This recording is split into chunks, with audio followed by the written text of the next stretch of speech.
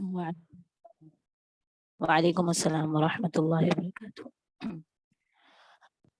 أعوذ بالله من الشيطان الرجيم. بسم الله الرحمن الرحيم. إنا أرسلنا نوحا إلى قومه أن أنذر قومك من قبل أن يأتيهم عذاب أليم. قال يا قوم إني لكم نذير مبين. أن اعبدوا الله واتقوه وأطيعون. يغفر لكم من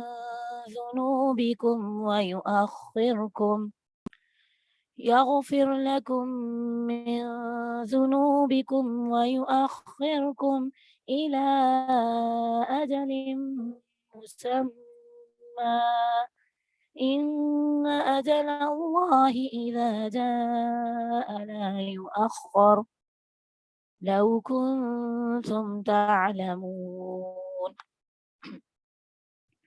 قال رب إني دعوت قومي ليلا ونهارا فلم يزدهم دعائي إلا فرارا. وإني كلما دعوتهم لتغفر لهم جعلوا أصابعهم في آذانهم واستغشوا ثيابهم وأصروا واستكبروا استكبارا. ثم إني دعوتهم جهارا ثم إني أعلنت لهم وأسررت لهم إسرارا. فقلت استغفروا ربكم إنه كان غفارا يرسل السماء عليكم مدرارا ويمددكم بأموال وبنين ويجعل لكم جنات ويجعل لكم أنهارا. ما لكم لا ترجون لله وقارا وقد خلقكم أطوارا. ألم تروا كيف خلق الله 7 سماوات طباقا وجعل القمر فيهن نورا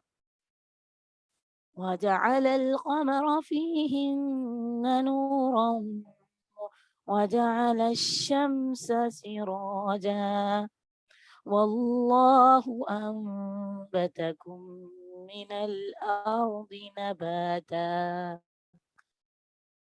ثم يعيدكم فيها ويخرجكم إخراجا والله جعل لكم الأرض بساطا لتسلكوا منها سبلا فجاجا. قال نوح رب إنهم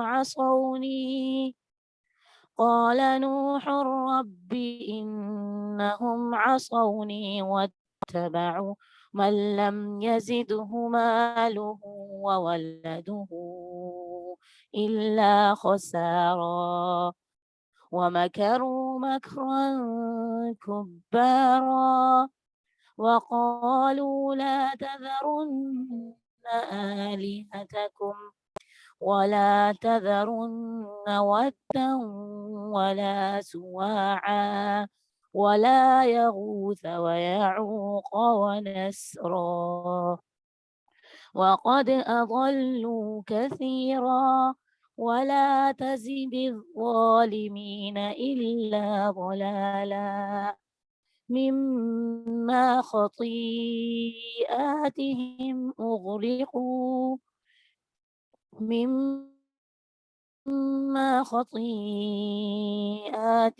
أغرقوا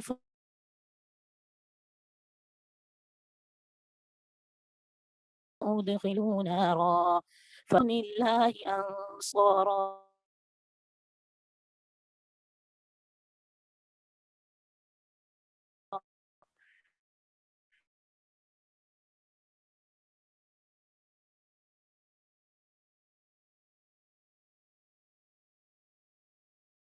وقال نوح رب لا تذر ديارا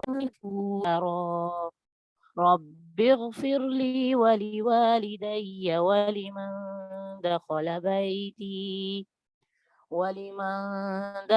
بيتي مؤمنا وللمؤمنين والمؤمنات ولا تزد الظالمين إلا تبارا صدق الله العظيم.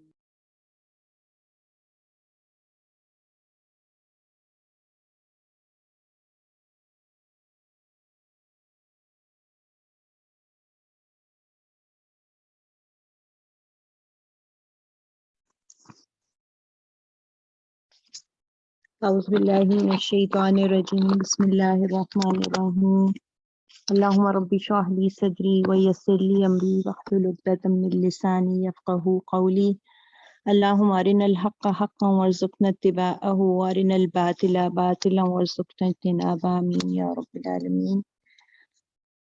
السلام علیکم ورحمۃ اللہ وبرکاتہ۔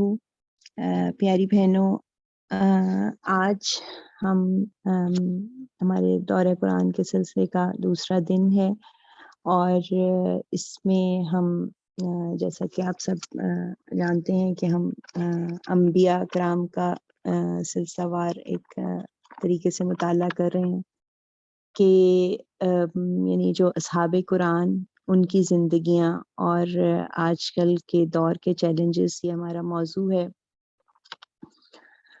قرآن مجید میں جب پیغمبروں کے واقعات ہم پڑھتے ہیں، اور یعنی تاریخ میں جو واقعات پیش آئے، اللہ کے بڑے فیصلے جن دنوں میں ہوئے، انہیں تذکیر بالایام اللہ کہا جاتا ہے۔ اور جو اس کی بڑی حکمتیں ہیں، اور قرآن کا مقصد صرف قصہ گوئی نہیں بلکہ اس میں ہم سب کے لیے ہدایت کا سامان ہے۔ جب ہم انبیاء کرام کی سیرت کا تذکرہ جو کہ قرآن مجید میں جا بجا بکھرا ہوا ہے، ہم اس کو بار بار پڑھیں گے تو ان انبیاء کرام کی گویا ایک روحانی مائیت میں زندگی گزاریں گے۔ آج ہم نوح علیہ السلام کے بارے میں پڑھیں گے، اور اللہ تعالیٰ سورہ البقرہ میں ارشاد فرماتے ہیں، کان الناس امۃ واحدہ فبعث اللہ النبیین مبشرین ومنذرین وانزل معهم الکتاب بالحق لیحکم بین الناس فیما اختلفوا فیہ۔ سورہ البقرہ آیت نمبر 213 ہے کہ لوگ پہلے ایک ہی امت تھے، پھر ان میں اختلاف پیدا ہو گئے تو اللہ نے نبی بھیجے، خوشخبری دینے والے اور ڈرانے والے بنا کر، اور ان کے ساتھ اس نے برحق کتاب نازل کی تاکہ وہ لوگوں کے درمیان ان باتوں کا فیصلہ کرے جن میں انہوں نے اختلاف کیا، اور اس میں اختلاف انہی لوگوں نے آپس کی ضد سے کیا جنہیں کتاب دی گئی تھی۔ سیدنا ابن عباس رضی اللہ تعالیٰ عنہ اس آیت مبارکہ کی تفسیر میں فرماتے ہیں کہ نوح اور آدم علیہ السلام کے درمیان 10 صدیاں تھیں۔ یہ سب لوگ شریعت حق پر کاربند تھے، اور جب ان میں اختلاف ہوا تو اللہ نے نبی بھیجے، خوشخبری دینے والے اور ڈرانے والے۔ نوح علیہ السلام جو ہیں وہ اللہ تعالیٰ کے ان بھیجے ہوئے انسانیت کی طرف بھیجے گئے پہلے رسول ہیں۔ آپ ان کے نام سے ایک پوری سورہ قرآن مجید میں موجود ہے، سورہ نوح، جس کی بھی آپ کے سامنے تلاوت کی گئی۔ 43 مرتبہ 43 مرتبہ قرآن میں ان کا ذکر ہمیں ملتا ہے۔ یہ انسانوں کے دوسرے باپ کہلائے جاتے ہیں۔ اگر دیکھا جائے تو عموماً تمام مذہبی کتب میں ان کا تذکرہ ملتا ہے، ہر قوم میں ان کا تذکرہ ہمیں ملتا ہے، یعنی قرآن مجید کے علاوہ بائبل میں، چائنیز کے مذاہب میں، اور مختلف دنیا کے مذاہب کے نقشوں میں، ڈرائنگز میں کشتی کا اور طوفان کا تذکرہ ملتا ہے۔ نوح علیہ السلام کے نوح کے معنی میں آتا ہے کہ یہ چونکہ بہت زیادہ کثرت سے استغفار کرنے والے اور رونے والے تھے، تو اس لیے انہیں نوح کہا جاتا تھا۔ نوح علیہ السلام کی جو جیسے آپ کے سامنے لکھا کہ آدم علیہ السلام کے بعد 10 صدیوں تک انسانیت توحید پر تھی، یعنی 10 اور قرآن کی روح سے جس سال نظام پر آدم علیہ السلام اپنی اولاد کو چھوڑ گئے تھے، اس میں سب سے پہلا بگاڑ نوح علیہ السلام کے دور میں رونما ہوا۔ ابن عباس کی روایت ہے کہ آدم علیہ السلام اور نوح علیہ السلام کے درمیان 10 قرن ہیں اور وہ سب اسلام پر تھے۔ نوح علیہ السلام کی جو قوم تھی وہ عراق میں رہتی تھی، اور نوح علیہ السلام اس قوم کے درمیان پلے بڑے جس نے اللہ کی عبادت چھوڑ دی تھی اور وہ سرکشی، ضلالت، جہالت اور فساد انگیزی کے راستے پر چل پڑی تھی۔ نوح علیہ السلام کے جو زمانے کے لوگ تھے انہوں نے کچھ نیک لوگوں کو شرک کا ذریعہ بنایا۔ آدم علیہ السلام اور نوح علیہ السلام کے درمیانی دور میں کچھ بزرگان دین، کچھ نیک لوگ، کچھ اللہ والے لوگ جنہیں کہا جائے کہ گزرے تھے۔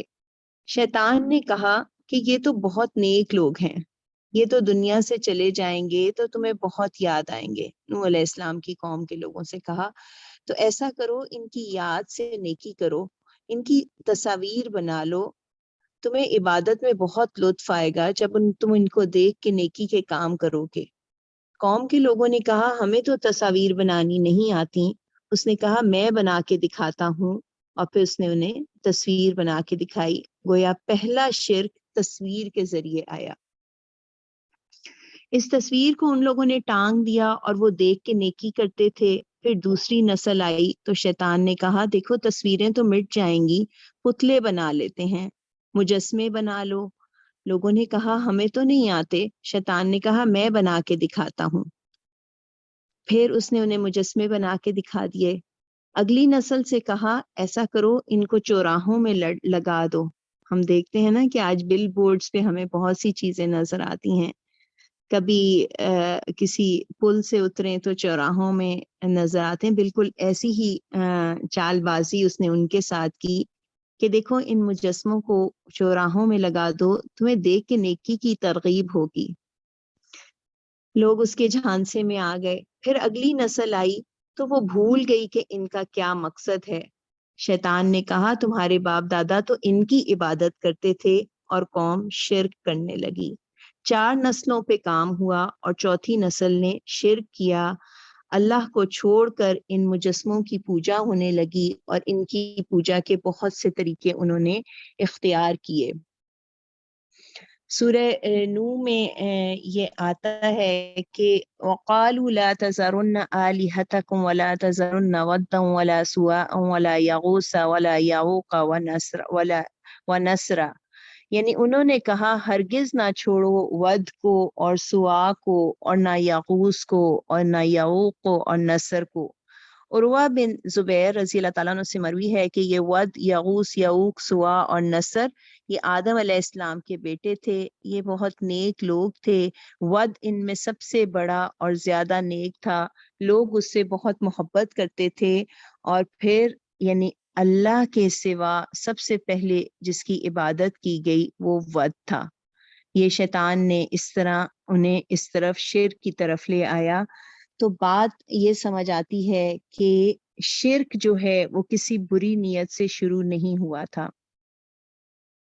یہ ایک اصول اس سے ہمیں یہ بھی ملتا ہے کہ یعنی ایک تصویر کے ذریعے یہ شرک آیا، پہلا شرک، تو خام خواہ کی تصویروں سے بچنا چاہیے. ظاہر ضرورت پڑنے پر ایک الگ چیز ہے، لیکن نبی کریم صلی اللہ علیہ وسلم کی صحیح بخاری میں حدیث ہم ضرور یاد رکھیں کہ ابو طلحہ رضی اللہ تعالیٰ عنہ سے مروی ہے کہ وہ کہتے ہیں کہ نبی کریم صلی اللہ علیہ وسلم نے فرمایا کہ فرشتے اس گھر میں داخل نہیں ہوتے جس میں کتے ہوں، اور اس میں بھی نہیں جس میں جاندار کی تصویر ہوں. اس کے بعد ہم دیکھتے ہیں کہ نوح علیہ السلام کی قوم کا تذکرہ ہم دیکھیں کہ سورہ اعراف آیت نمبر 59 سے 64 میں یہ 64 تک یہ تذکرہ ہم مختصراً دیکھتے ہیں کہ نوح علیہ السلام کہ جب اپنے نوح علیہ السلام کو اللہ تعالیٰ نے ان کی قوم کی طرف بھیجا، اور نوح نے کہا اے برادران قوم، اللہ کی بندگی کرو، اس کے سوا تمہارا کوئی خدا نہیں ہے، میں تمہارے حق میں ایک ہولناک دن کے عذاب سے ڈرتا ہوں. اس کی قوم کے سرداروں نے جواب دیا ہم کو تو یہ نظر آتا ہے کہ تم سری گمراہی میں ہو. قوم کے سردار، ان کے لیے یہاں ملا کا لفظ آیا ہے اور 8 مرتبہ یہ لفظ اس سورہ میں آتا ہے.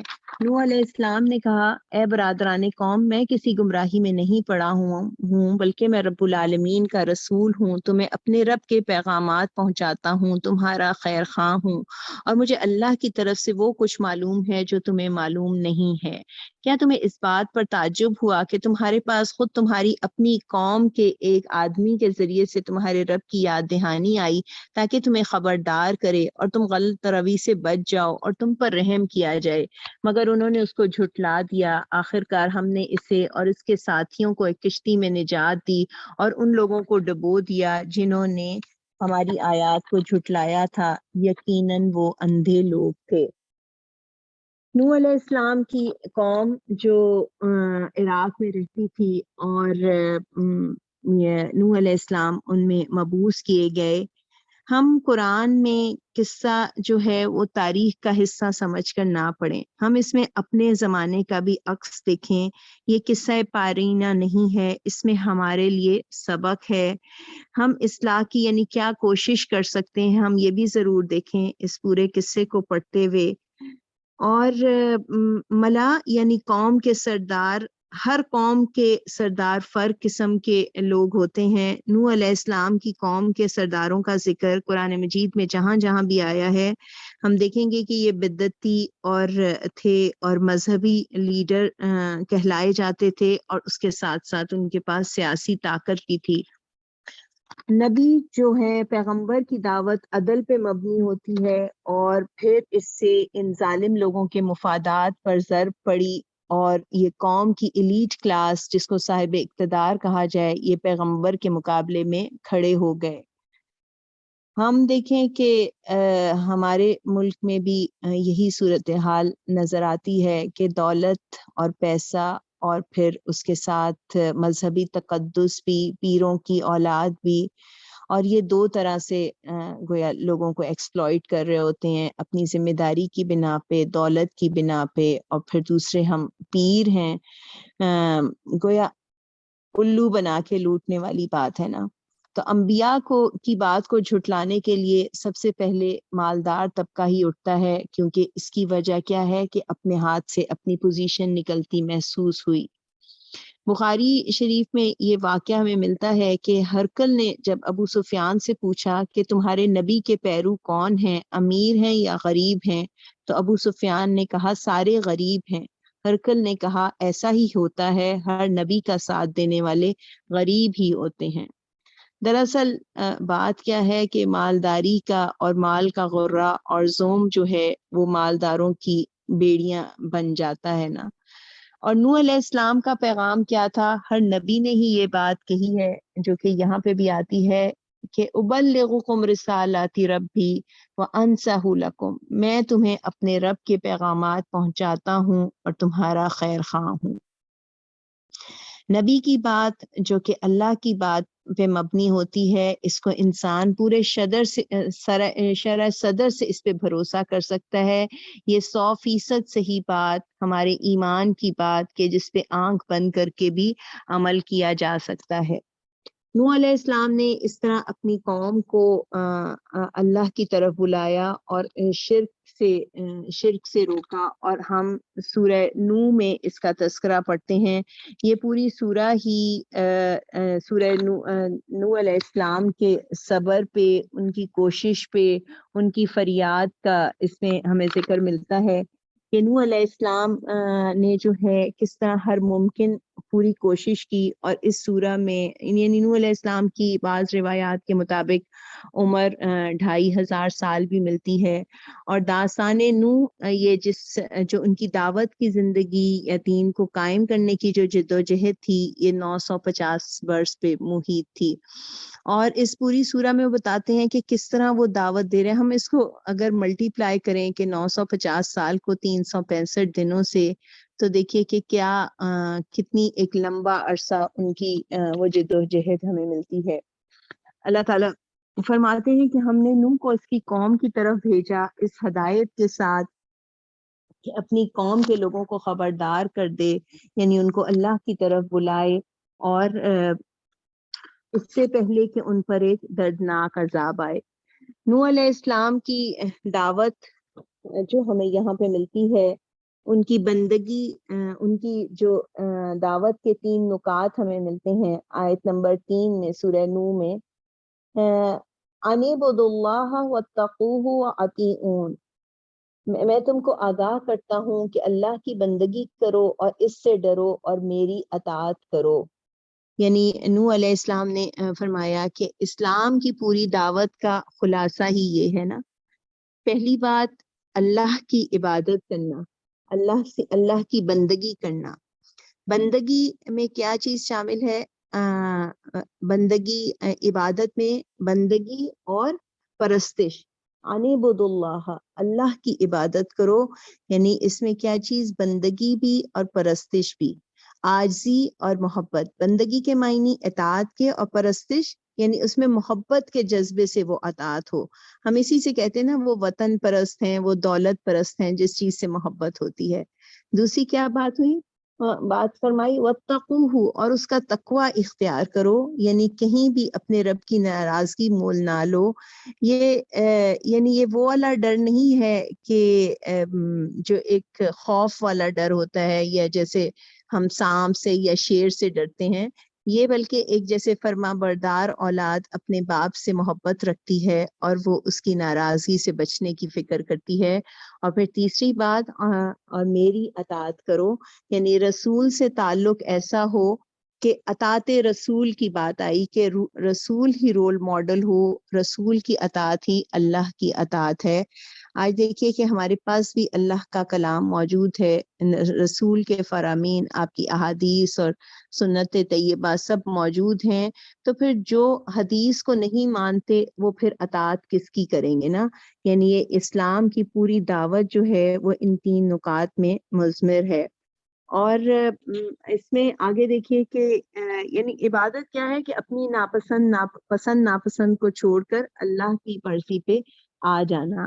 اب نوح علیہ السلام نے اپنی قوم کو دعوت دی، اور اب وہ اپنا اس کا طریقہ کار بتا رہے ہیں اللہ کے آگے، اپنی وہ ایک دکھ اور اپنی رپورٹ اور اپنا وہ فریاد رکھ رہے ہیں کہ دعوت کا کام انہوں نے کیسے کیا۔ آیت نمبر 6-7 میں فرماتے ہیں، اس نے عرض کیا، اے میرے رب، میں نے اپنی قوم کے لوگوں کو شب و روز پکارا، مگر میری پکار نے ان کے فرار ہی میں اضافہ کیا۔ میں نے جب بھی ان کو بلایا تاکہ تو انہیں معاف کر دے، انہوں نے کانوں میں انگلیاں ٹھونس لیں اور اپنے کپڑوں سے منہ ڈھانک لیے اور اپنی روش پر اڑ گئے اور بڑا تکبر کیا۔ پھر میں نے ان کو ہانکے پکارے دعوت دی، پھر میں نے اعلانیہ بھی ان کو تبلیغ کی اور چپکے بھی سمجھایا۔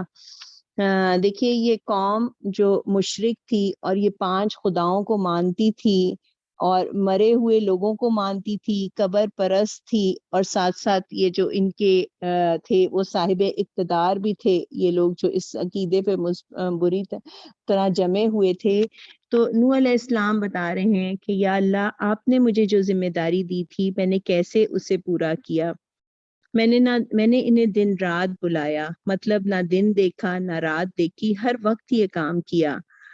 انہوں نے نہیں دیکھا کہ آج عید ہے یا ابھی بچے چھوٹے ہیں، نہ اکتائے اور نہ تھکے. اور دیکھیے کہتے ہیں کہ اکیلے بھی سمجھایا اور سرًا و علانیہ، یعنی چپکے چپکے بھی سمجھایا اور اونچی اعلانیہ بھی تبلیغ کی. یعنی پبلک میٹنگز بھی کی ہوں گی، کارنر میٹنگز بھی کی ہوں گی، یا آج جیسے کہتے ہیں نا آج ٹی وی پہ یا اس پہ اتنے بجے بیان ہوگا، اتنے بجے پروگرام ہوگا، آ جانا. پھر تنہائی میں بھی سمجھایا. یعنی کیسے ہم اپنے بچوں کو جیسے سمجھاتے ہیں نا، کبھی اونچی آواز میں، کبھی بیٹھ کے، کبھی دل سوزی سے، کبھی اکیلے میں اور کبھی اکٹھے. تو بالکل ویسی ہی کیفیت نظر آ رہی ہے. اور اس میں یعنی اللہ کے دین کا کام کرنے والوں کے لیے بھی بہترین رہنمائی موجود ہے کہ دعوت کی جو ذمہ داری ہے یہ پارٹ ٹائم جاب نہیں ہے. یعنی جو نوح علیہ السلام بتا رہے ہیں نا کہ میں نے نہ دن دیکھا نہ رات دیکھی، ہر وقت یہ کام کیا. تو ہم بھی اس بات کو سمجھے کہ ہم سوچتے ہیں نا کہ وقت ملے گا تو کریں گے. یہ تو وہ کام ہے، یہ گھر میں بھی ہوگا اور یہ پکنک میں بھی ہوگا، ہم سفر میں ہوں یعنی تب بھی یہ ذمہ داری ادا ہوگی. اور حضرت یوسف علیہ السلام کی سیرت میں تو ملتا ہے نا کہ یہ تو جیل میں بھی ذمہ داری ادا ہوئی. اور یعنی ہم یہی نمونہ عمل ہے نا، ہم تو سوچتے ہیں بڑھاپے میں کر لیں گے، لیکن یہاں پہ ہم دیکھیں کہ ایک دائی کا کیسے ایک ذاتی تعلق افراد کے ساتھ نظر آتا ہے کہ خوشی میں بھی ان کے شرکت کی، ان کے غم میں بھی شرکت کی. اور دیکھیے کہ اگر ہم دیکھیں کہ اور معاملات میں تو دنیا کے ہر معاملے میں لیڈرز کو سہولت ملتی ہے، وہ کبھی آرام سے ہوتے ہیں، کبھی ڈرائنگ روم میں ہوتے ہیں، مشقت تو ان کے ورکرز کر رہے ہوتے ہیں نا. لیکن قرآن نوح علیہ السلام کی اس کیفیت سے رہنمائی دیتا ہے کہ وہ دائی اعظم دن رات لگا رہا ہے. اور ان کے ساتھی کی تعداد ہم دیکھتے ہیں کہ زیادہ سے زیادہ ایمان لانے والے 72 سے 80 کی تعداد تھی، تو وہ بھی ان کے ساتھ ہوں گے نا. تو یہ اس میں ایک ہمیں رہنمائی ملتی ہے کہ کیسے انہوں نے اللہ کے دین کی سربلندی کا کام کیا. اور پھر جواب میں ان کی قوم کا رویہ ہمیں کیا ملتا ہے کہ وہ کہتے ہیں کہ کانوں میں انگلیاں ڈالنی کہ نوح کی آواز سنائی نہ دے. انتہائی بدتمیزی کا رویہ نا. یعنی ایک ہوتا ہے نا کہ اللہ کی بات کو نہ سننا، چینل ہی بدل دینا.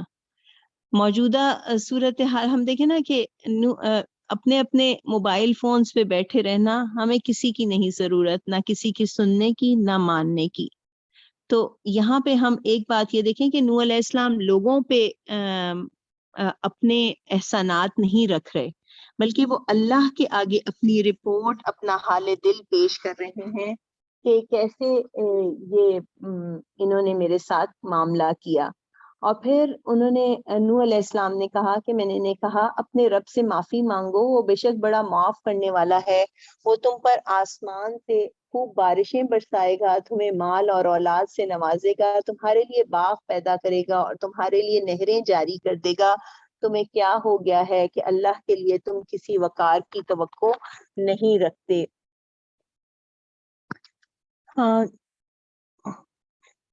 نوح علیہ السلام اور پھر کیا کہتے ہیں کہ اللہ کی نشانیاں بتا کے، اللہ کی طرف پلٹنے کا طریقہ بتا کے، رجوع کر کے وہ ان کے دنیاوی فائدے بتاتے ہیں کہ دیکھو جب تم اللہ کے ساتھ جڑو گے تو تم ناجیہ پلیز سلائیڈ چینج کر دیں.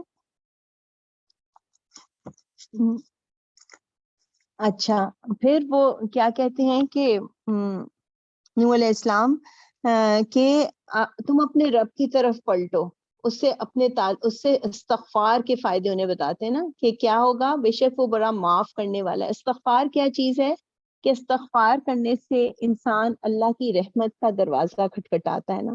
جتنا زیادہ کھٹکھٹائے گا اتنا زیادہ اور جلدی ملتا ہے نا. تو یعنی ہم یہ دیکھیں کہ قرآن ہماری بھی تربیت کر رہا ہے کہ جیسے نوح علیہ السلام اپنی قوم سے کہہ رہے ہیں کہ نوح کیا کرتے تھے کہ اللہ کی طرف پلٹو، اللہ اپنی گناہوں پر غلطیوں پہ مغفرت مانگو، وہ بہت زیادہ معاف کرنے والا ہے، آسمان سے پانی برسائے گا۔ اب دیکھیں کہ نماز استسقاء کا پہلا مرحلہ ہی یہ ہے کہ لوگ توبہ طائب کریں اور پھر اللہ سے مانگیں، یہ سنت طریقہ ہے، اس نماز میں بھی یہی آیات پڑھی جاتی ہیں، اور تمہاری مدد کرے گا اموال سے اور بیٹوں سے، گویا ہر تنگی سے نکلنے کا ذریعہ جو ہے وہ استغفار ہے۔ حضرت عمر رضی اللہ تعالیٰ عنہ کی کا ہمیں یہ طرز عمل ملتا ہے کہ ایک مرتبہ بارش کی دعا کے لیے نکلے اور صرف استغفار پر اکتفا فرمایا۔ لوگوں نے عرض کیا امیر المومنین، آپ نے بارش کے لیے تو دعا کی ہی نہیں۔ فرمایا میں نے آسمان کے ان دروازوں کو کھٹکھٹا دیا ہے جہاں سے بارش نازل ہوتی ہے، اور پھر سورہ نوح کی یہ آیات لوگوں کو پڑھ کر سنا دی۔ اسی طرح ایک دفعہ حضرت حسن بصری کے پاس بھی لوگوں نے مختلف اپنے مسائل کی شکایت لائے کہ کسی نے کہا خشک سالی ہے اس کے لیے دعا کریں، کسی نے کہا کہ میرے پاس اولاد نہیں ہوتی، ایک نے کہا میرے پاس تنگ دستی ہے، اور کسی نے کہا میرے زمین کی پیداوار کم ہو رہی ہے۔ حسن بصری ہر ایک کو یہی جواب دیتے گئے کہ استغفار کرو۔ لوگوں نے کہا یہ کیا معاملہ ہے، آپ سب کو مختلف شکایتوں کا ایک ہی علاج بتا رہے ہیں، تو انہوں نے بھی جواب میں سورہ نوح کی یہ آیات پڑھ کر سنائیں۔ تو اس کے علاوہ ہم حضرت علی رضی اللہ تعالیٰ عنہ کا بھی ایک قول ملتا ہے کہ آپ نے فرمایا کہ زمین پر اللہ کے عذاب سے بچنے کی دو پناہ گاہیں ہیں، ان میں سے ایک تو اٹھا لی گئی، لہٰذا اب دوسری سے وابستہ رہو۔ وہ پناہ جو اٹھائی گئی وہ نبی کریم صلی اللہ علیہ وسلم کی ذات مبارک تھی، اور وہ پناہ جو باقی ہے وہ استغفار ہے۔ حضرت لقمان کی بھی اپنے بیٹے کو ہمیں ایک جگہ نصیحت ملتی ہے کہ وہ کہتے ہیں کہ اپنی زبان کو اللہم اغفرلی کا عادی بناؤ، کیونکہ کچھ ساعتیں ایسی ہوتی ہیں جب اللہ تعالیٰ کسی سائل کو محروم نہیں کرتا۔ حضرت نوح علیہ السلام اپنی قوم کو اللہ کی طرف پلٹنے کی اور رجوع کرنے کی دعوت دیتے ہیں، پھر وہ ان کو اللہ کی کہتے ہیں کہ کیا بات ہے کہ تم اللہ سے کسی وقار کی توقع نہیں رکھتے۔ دیکھیں کہ توجہ دلاتے ہیں کہ کبھی تم کس کی عظمت کے قائل ہو، کوئی جھوٹے معبودوں کی، کبھی مالداروں کے مال کی وجہ سے ان کی عزت کے قائل ہو، تو خالق کائنات کو کیوں بھلا بیٹھے نا۔ ہم دیکھیں کہ کئی دفعہ چھوٹے بچوں کے وقار کا بھی خیال ہوتا ہے کہ ان سے کیسے بات کرنی ہے کہ کہیں ہم سے بگڑ نہ جائے نا۔ ہم فکر مند رہتے ہیں فلاں نہ ناراض ہو جائے، فلاں رشتہ نہ بگڑ جائے، دوست نہ ناراض ہو جائے، تو اللہ کی ناراضگی کا خوف، اللہ کے وقار کا خیال رکھو۔ حضرت علیہ السلام اپنی قوم کو یہ کہہ رہے ہیں کہ چھوٹے چھوٹے یعنی تم اپنے معبودوں، جھوٹے معبودوں کی عظمت کے قائل ہو اور ایسے پہنچے ہو کہ حقیقی معبود کو بھلا بیٹھے ہو۔ اور پھر اس کے بعد وہ اپنی قوم کو اللہ کی نشانیاں بتا کر اللہ کی عظمت کی طرف توجہ دلاتے ہیں۔ ہمیں اس میں آسمان کی اور چاند سورج کی نشانیاں ملتی ہیں، اور یہ کہتے ہیں کہ اپنی تخلیق پر غور کرو، اللہ نے تم کو زمین سے عجیب طرح سے اگایا، اور وہ تمہیں اسی زمین میں واپس لے جائے گا اور اسی سے یکایک تم کو کھڑا کر دے گا۔ یعنی ان آیات میں دنیا میں آنے، یہاں سے جانے اور اللہ کے آگے کھڑے ہونے، تینوں کا ذکر آیا۔ اور پھر زمین سے عجیب طریقے سے اگایا، اور دیکھیں کہ اس میں ایک کتنی یہ خوبصورت مثال ہے کہ جیسے کسان دانہ ڈالتا ہے، وہ گوڈی کرتا ہے، پانی دیتا ہے، کونپلیں آتی ہیں، کھاد ڈالتا ہے، یہاں تک کہ فصل آ جاتی ہے، اور پھر وہ فصل کو کاٹ کے اس دانے کو محفوظ کر لیتا ہے۔ تو اللہ تعالیٰ نے بھی بڑے اہتمام سے تمہیں پیدا کیا ہے۔ یعنی ہم دیکھتے ہیں کہ مختلف ادوار سے گزر کے وہ جنت میں پہنچ جائے گا، اور جو دانہ ہے اسے محفوظ کر لے گا جیسے کسان محفوظ کر لیتا ہے، اور جو بھوسا ہے وہ جلا دیا جائے گا۔ تو یعنی اور جس جسم کے ساتھ تم مرے تھے، یعنی منوان ویسے ہی پیدا کر دے گا۔ یعنی ان کے لیے ایک یہ بھی سمجھانے کا انداز ہے کہ اس زمین سے تمہیں یکایک نکال کھڑا کرے گا، یعنی جس عقیدے پہ مرے، جس جسم کے ساتھ مرے، توحید والے تھے تو ایسے ہی پیدا کرے گا، جن خیالات کے ساتھ اس دنیا میں سے گئے ویسے ہی پیدا کرے گا، سنی تھے یا شیعہ تھے یا بدعت والے تھے یا اللہ کے قریب تھے، یا جو بھی معاملہ ہوگا اسی حال میں انسان جو ہے وہ اللہ کے سامنے حاضر ہوگا۔ نوح علیہ السلام کہہ رہے ہیں کہ میری قوم نے، ہم اس میں دیکھیں کہ اس کو ہم اچھی طرح، اس داعی دین کے ہر لفظ کو اچھی طرح سمجھے، دعوت کو رد کیا اور اس میں رسول کی نافرمانی کی، اللہ کی نافرمانی، اور سب سے پہلا لیسن کیا ملتا ہے کہ انہوں نے اپنا دکھ اللہ کے آگے بیان کیا۔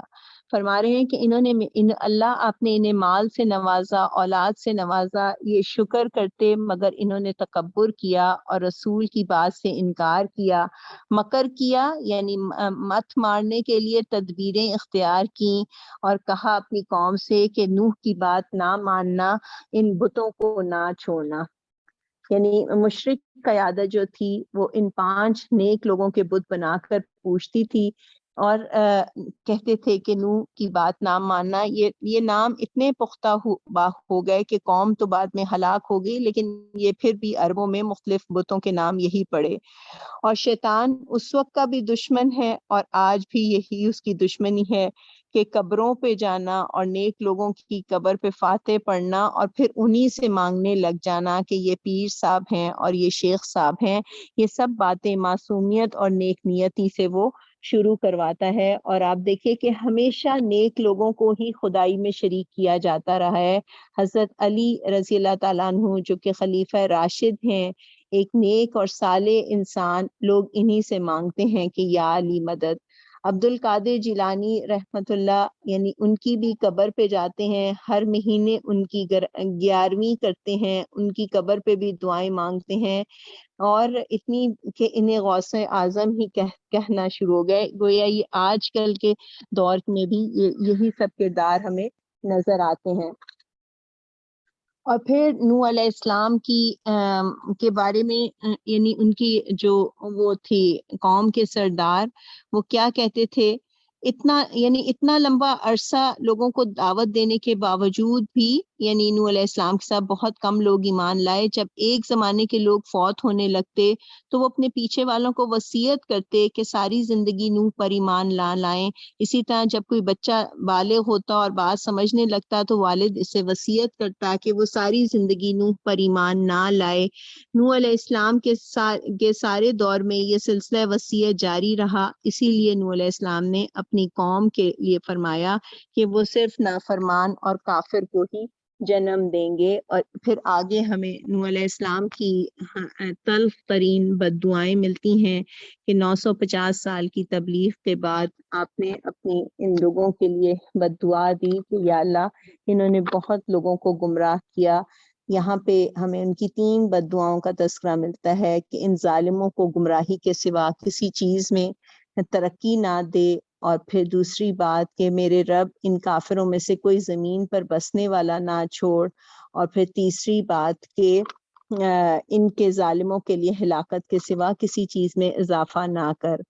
اور پھر نوح علیہ السلام کی یہ قوم جو ہے یہ اپنی خطاؤں کی بنا پر وہ غرق کیے گئے اور آگ میں جھونک دیے گئے، یعنی یہ ان کا انجام ہوا۔ اور یہ دیکھیں کہ اس بات پر غور کریں کہ پانی میں وہ غرق ہوئے تھے لیکن اللہ تعالیٰ فرما رہے ہیں کہ آگ میں داخل کر دیے گئے۔ یہ علماء کہتے ہیں یہ عذاب قبر پہ یہ آیت جو ہے یہ دلیل ہے، جیسے کہ سورہ مومن میں بھی ہم پڑھتے ہیں فرعون کے لیے، اس کے فرعون اور اس کے ساتھیوں کے لیے کہ دوزخ کی آگ ہے جس کے سامنے صبح شام وہ پیش کیے جاتے ہیں، اور جب قیامت کی گھڑی آ جائے گی تو حکم ہوگا کہ آل فرعون کو شدید ترین عذاب میں داخل کر دو۔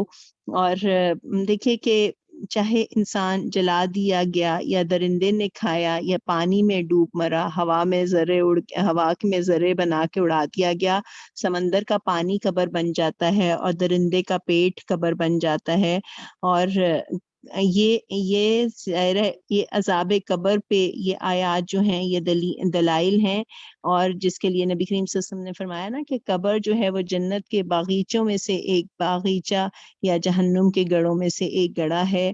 اور حضرت عثمان رضی اللہ تعالیٰ عنہ کا طرز عمل ہمیں ملتا ہے کہ وہ قبر کے سرہانے بیٹھ کے رویا کرتے تھے، اور کسی نے پوچھا کہ ایسی کیا وجہ ہے، تو آپ نے فرمایا کہ یہ آخرت کی منزلوں میں سے پہلی منزل ہے، یہ پار ہو گئی تو اگلی منزلیں بھی آسان ہوں گی۔ اور پھر دیکھیے کہ اگلی نسلیں بھی، نوح علیہ السلام نے کہا کہ اگلی نسلیں بھی ایسی ہی ہوں گی، یعنی یہ ایمان نہیں لائیں گی۔ اور آپ دیکھیں کہ آپ کے ساتھ ایمان لانے والے صرف 80 اور 82 افراد تھے۔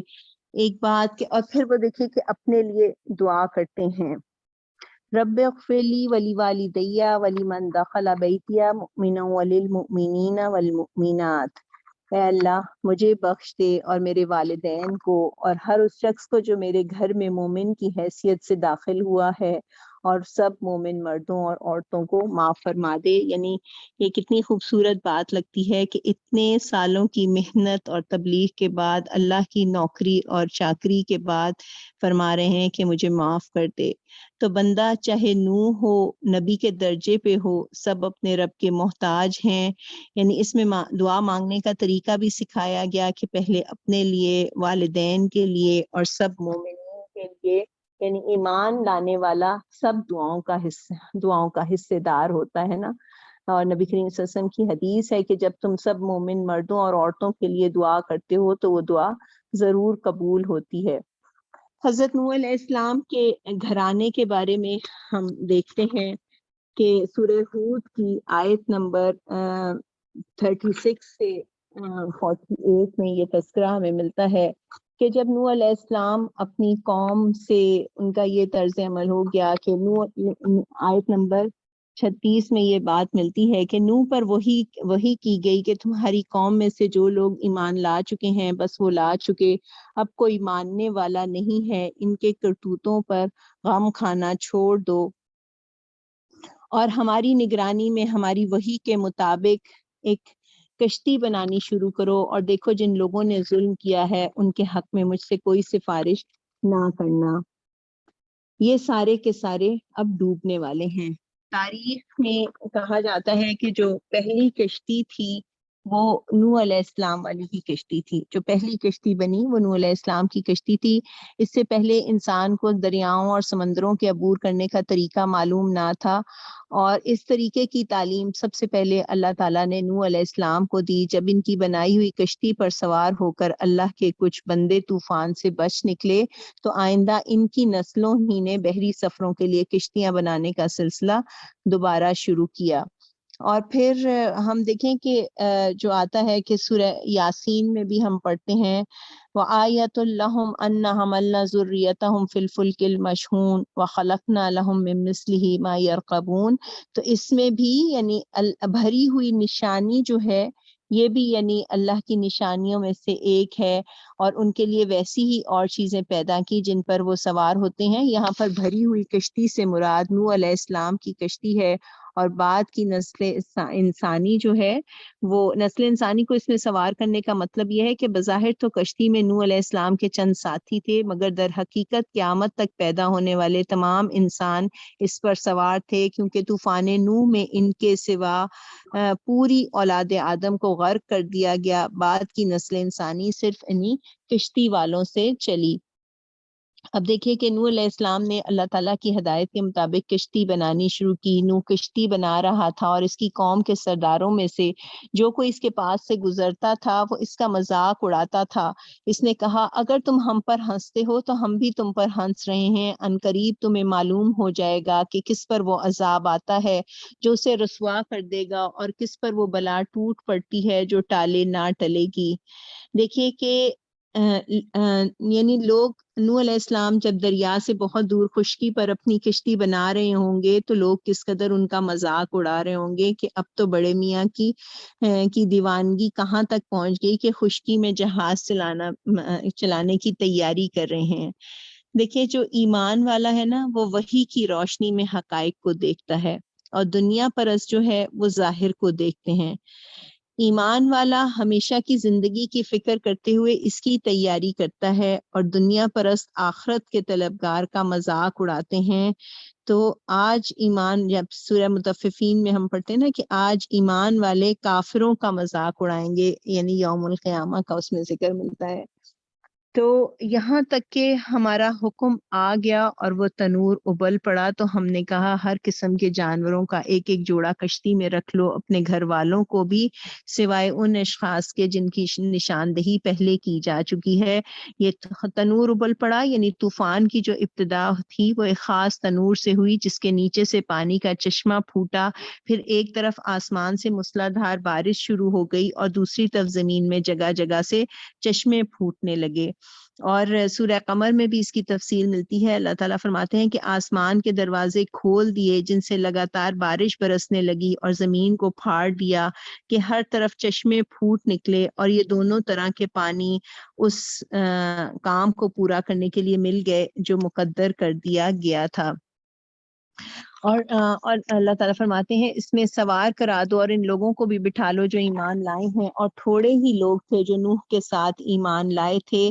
دیکھیے 950 سال کی تبلیغ کے بعد 70 سے 82 لوگوں کی تعداد ملتی ہے جو کہ کشتی میں سوار تھے، اور تعداد کی اللہ کے نزدیک اہمیت نہیں ہے۔ جب انہوں نے مقصد زندگی ہی کو نہ پہچانا ہو تو اللہ تعالیٰ، یعنی اللہ تعالیٰ کے پاس ایمان کا وزن ہوتا ہے۔ اللہ تعالیٰ یعنی جو ہے کہ ہمیں اسلام کا قاعدہ کلیہ بھی ملتا ہے نا کہ اللہ کے پاس اعمال جو ہیں وہ تولے جائیں گے، گنے نہیں جائیں گے۔ تو اللہ کے پاس تعداد کی اہمیت نہیں ہے۔ ہم دیکھیں کہ نوح علیہ السلام کے ساتھ وہ سوار ہوئے، ہم ایک آؤٹ کم نکالیں تو اوسطاً 13 سے 14 سال میں ایک فرد ایمان لایا۔ اور پھر نوح علیہ السلام نے کہا بسم اللہ مجریہا و مرساہا ان ربی لغفور الرحیم، سوار ہو جاؤ، اس میں اللہ ہی کے نام سے ہے، اس کا چلنا بھی اور ٹھہرنا بھی، میرا رب بڑا غفور الرحیم ہے۔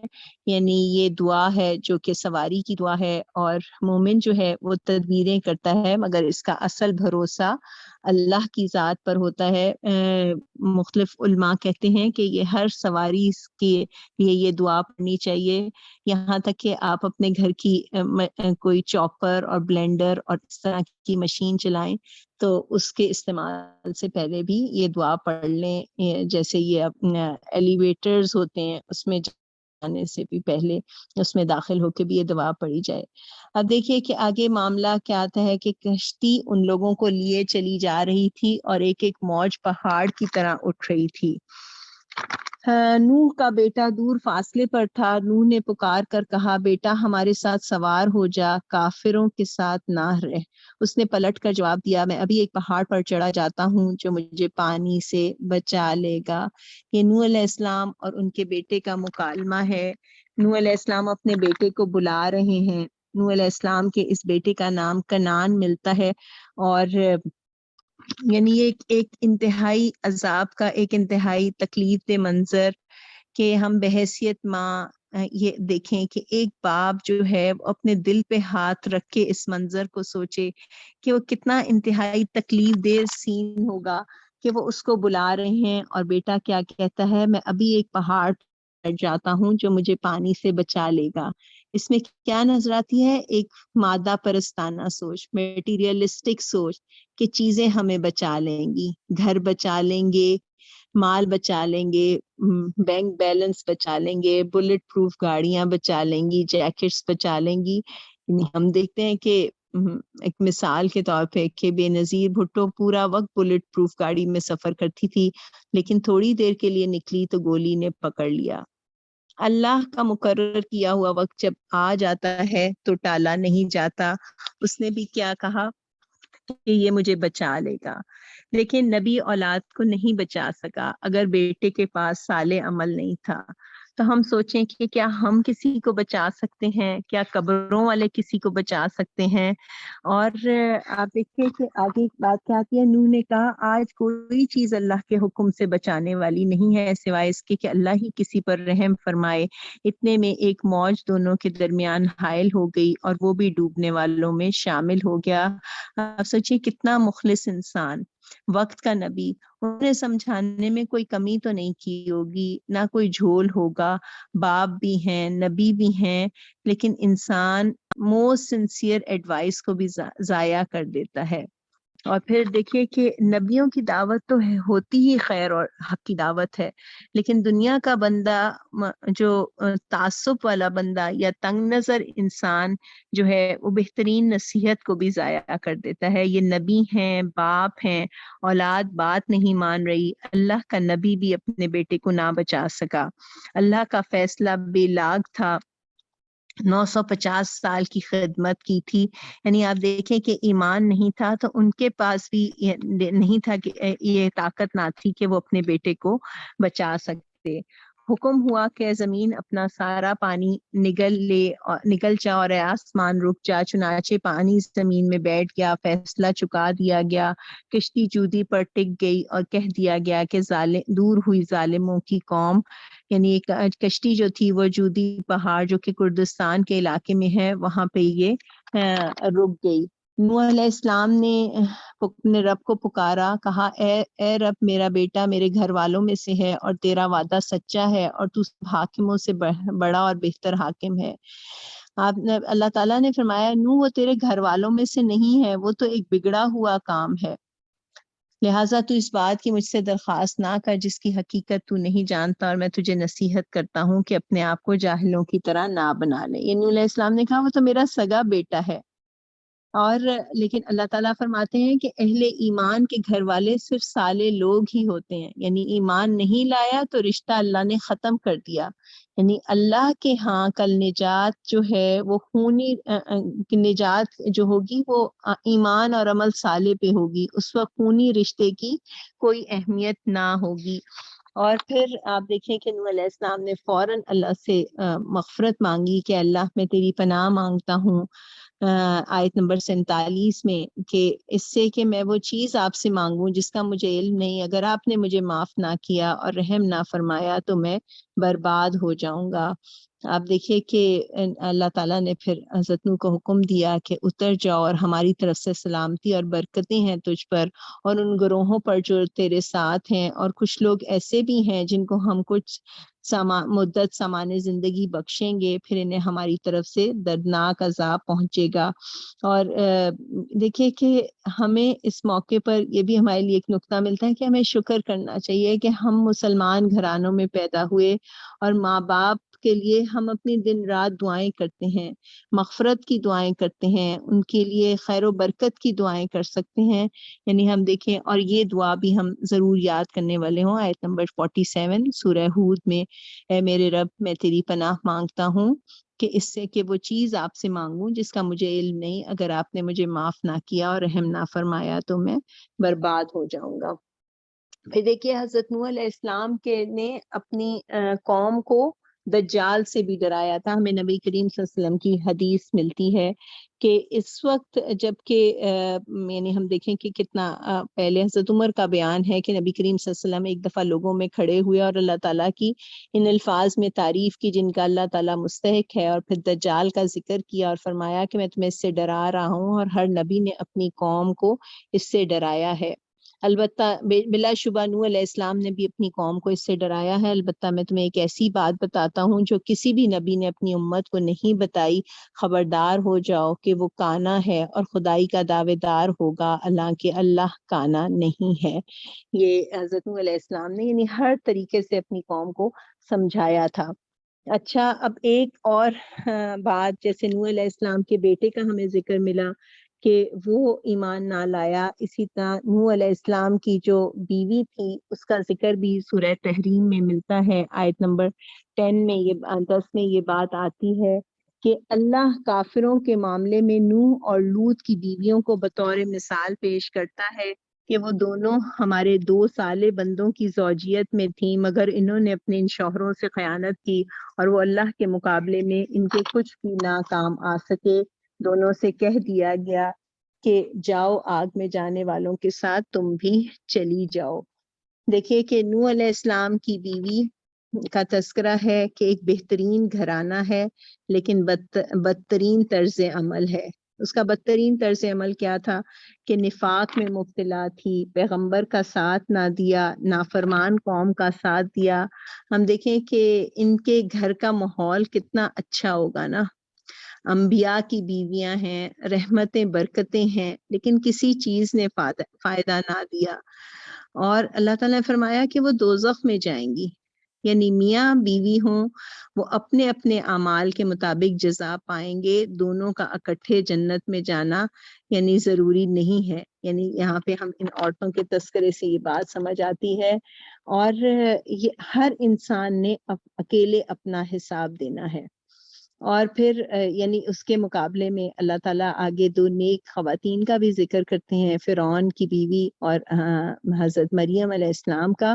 یعنی ہمیں عورتوں کی مثالوں سے یہ سمجھ آتی ہے کہ ہمیں اپنے ایمان کی حفاظت خود کرنی ہے، اپنی ترجیحات کو خود تعین کرنا ہے۔ گھر میں ایسا ماحول نہیں ہے تو اپنے ہم ایسے ساتھی بنا لیں، اور ہم دیکھیں کہ ہم اپنے اللہ کے آگے اپنے ماحول کا ایکسکیوز نہیں رکھتے۔ یعنی ہمیں یہ سب یہ چیزیں ملتی ہیں، اور جو اس میں یہ ذکر آتا ہے کہ یعنی وہ کی خیانت کی، تو جو ابن عباس رضی اللہ عنہ فرماتے ہیں کہ ایمان کی راہ میں انہوں نے حضرت نوح کا ساتھ نہیں دیا نا۔ کسی نبی کی بیوی کبھی بدکار نہیں رہی ہے، ان کی خیانت دراصل دین کے معاملے میں تھی۔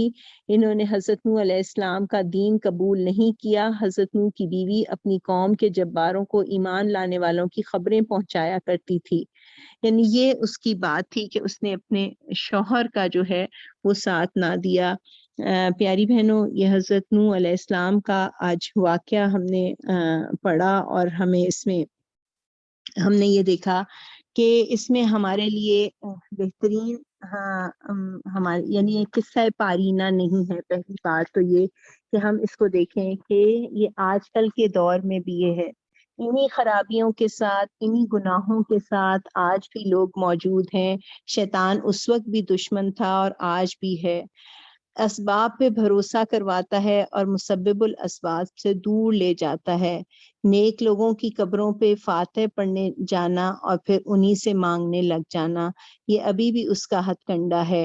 اور نوح علیہ السلام کی زندگی صبر و برداشت کا عملی نمونہ، ایک مخلص انسان جس نے سمجھانے میں کوئی کسر نہ رکھی۔ یہ یعنی ہم اس میں یہ بھی دیکھتے ہیں کہ انبیاء کی دعوت وہی رہی تمام پیغمبروں کی جو محمد صلی اللہ علیہ وسلم کی دعوت ہے۔ اس میں ہمارے لیے ہدایت کا بھی سامان ہے کہ ہر دور میں ہی حق و باطل کا مارکا سجا رہا ہے۔ اور نوح علیہ السلام کے جب ہم گھرانے کی بات دیکھتے ہیں تو یعنی ہم بھی جب اپنے ارد گرد دیکھتے ہیں تو ہمیں بھی ایسے لوگ نظر آتے ہیں، کبھی دل ٹوٹ جاتے ہیں کہ باوجود سمجھانے کے بعد سمجھ نہیں آ رہی۔ تو اللہ تعالیٰ نے انبیاء کرام اور ان کے گھرانوں کی مثالیں ہمارے سامنے اسی لیے رکھیں کہ اتنی یعنی کتنے اچھے طریقے سے سمجھاتے ہوں گے، کیا بہترین کردار ہوگا، کیا بہترین اخلاق تھا، بہترین دعوت تھی۔ لیکن جب دل سخت ہو جائیں اور ہدایت کے لیے نہ کھل رہے ہوں تو ایک یعنی انسان جو ہے وہ اتنی مخلص نصیحتوں کو بھی ضائع کر دیتا ہے۔ اللہ تعالیٰ ہمیں ان واقعات سے بہترین طریقے سے اپنے لیے عمل کے نکات لینے والا بنائے، اور ہمیں ان معاملات میں بہترین رہنمائی عطا فرمائے، اور اللہ تعالیٰ ہم سب کو استقامت عطا فرمائے۔ وآخر الدعوانا الحمد للہ رب العالمین۔ سبحانک اللہم و بحمدک نشہد ان لا الہ الا انت نستغفرک و نتوب الیک۔ السلام علیکم و رحمۃ اللہ وبرکاتہ۔